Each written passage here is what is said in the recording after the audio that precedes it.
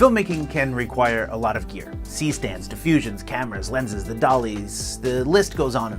And the need for gear doesn't necessarily end as soon as you walk off set. An all too often overlooked component of filmmaking, and specifically post-production, is data management or storage or hard drives. So what do you need to get the job done? Well, this is an age-old question with an answer that's continually changing. There are a few different ways to look at this problem, and each film project has its own set of constraints and requirements. So by the end of today's video, I hope to arm you with the information you need to build your own solutions and workflows with OWC solutions to get your project across the finish line. Let's go. Looking at filmmaking from a bird's eye view, a typical day on a film set, no matter the size, will look something like this. You will be shooting media to your camera, to a memory card, and very quickly you'll need a repository to dump that media. This will allow you to clear those cards and continue shooting. It is also a generally accepted truth that you should always copy your media to at least 2 locations, so that means 2 hard drives likely. Now, once your entire shoot concludes, your editor will need a drive to edit from. One of those copies we made on set will become the working drive. The other drive from set will be a backup in the event of a catastrophe with the working drive. Your editor will likely make a copy of the working drive as well, in order to have multiple redundancies. There is a 3-2-1 rule with backups, but that's for another conversation. Now, back to that working drive. This drive will require enough capacity to hold the raw media, as well as have room for After Effects templates, graphics, images, songs, sound effects, any exports and revisions of the final product as well, and it also has to be fast enough to play back your media. So this may take a little bit of planning ahead, as you don't want to simply just get a drive that's just big enough to hold the raw media. You're going to need some headroom. Now, I also understand there are different budget levels in filmmaking, and they're all going to require different solutions.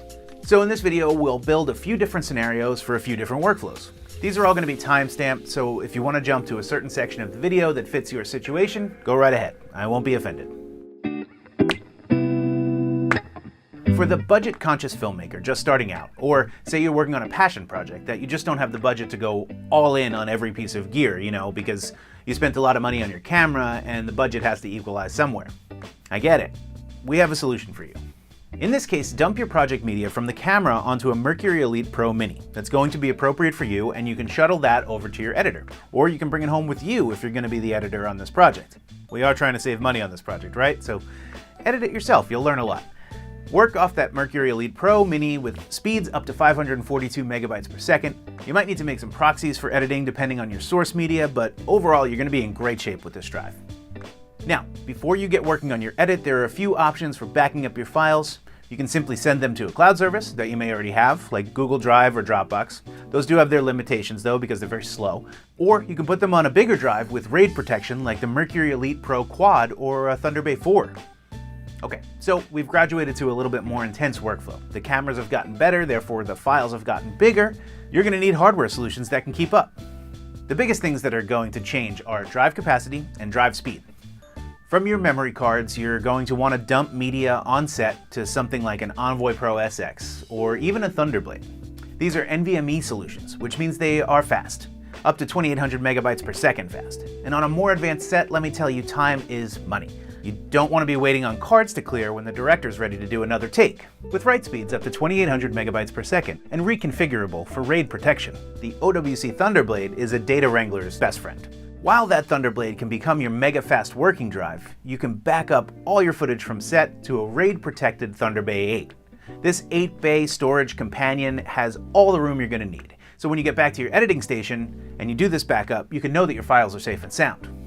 Now, let's talk about a really high-end workflow, one that's likely reserved for commercials or feature films.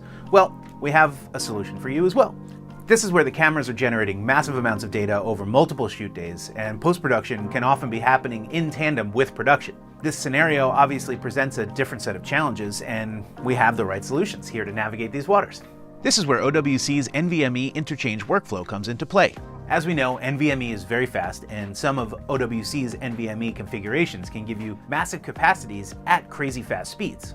And the foundation of this post-production workflow is going to be a Thunderbay Flex 8.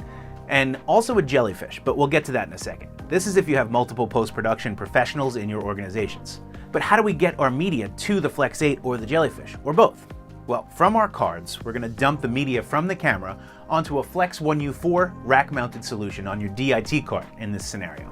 This solution, configured properly, allows you to create a working shuttle in Bay 1, for example, that can go directly to post. Additionally, and simultaneously I may add, you can create a backup in one of the other bays in that same enclosure. Once that backup is created, pull out the U2 shuttle from Bay 1 and ship this off to your editor. Your editor can now access the data on this drive via Helios or a Thunder Bay Flex 8, which is configurable in a lot of different ways up to 144 terabytes. Basically what you've done here is you've created a Thunderblade in Bay 1. That can move over to your editor and you get those speeds. The important part is the NVMe drive, the U2 shuttle, it slides right in and lets you get to work. So simply insert that NVMe shuttle into one of the appropriate slots on a Flex 8. At the same time, using a checksum data management software like OWC's Copy That, create a backup on a RAID protected drive in that exact same enclosure in the Flex 8. Now, you have a backup on set in the DIT cart mounted Flex 1U4, as well as on your Thunder Bay Flex 8 in the post house. Lots of protection is a good thing at this level of workflow. If you have multiple editors or stakeholders who need to access the same media at the same time, a Jellyfish shared storage server might be right for your team. With a Jellyfish, multiple people can connect via 10 gig Ethernet and edit, color, watch revisions, and on and on. Jellyfish are massively customizable and they get really big as well, so they can be built to your needs. Set up a workflow call if this seems right for your organization. Now, finally in this workflow, we are going to create an air-gapped copy of all our media with LTO. This is a cost-effective and incredibly safe way to back up all your media from a project. In fact, it's required by some production companies. Make an LTO tape and store it in a separate location so you can sleep easy at night. Air-gapped data protection for your backup is the single best way to ensure that nothing will happen to at least one copy of your precious data. So even if all those other drives fell off a boat into the ocean, you can recover your original data from these LTO tapes. Okay, so there you have it. Those are the drives you're going to need as a filmmaker at every different level. I hope this video was helpful and you gained some insight into the products and solutions we build here at OWC. From everyone here, thank you so much for watching, and we'll see you next time. And let's see some of those films you're making.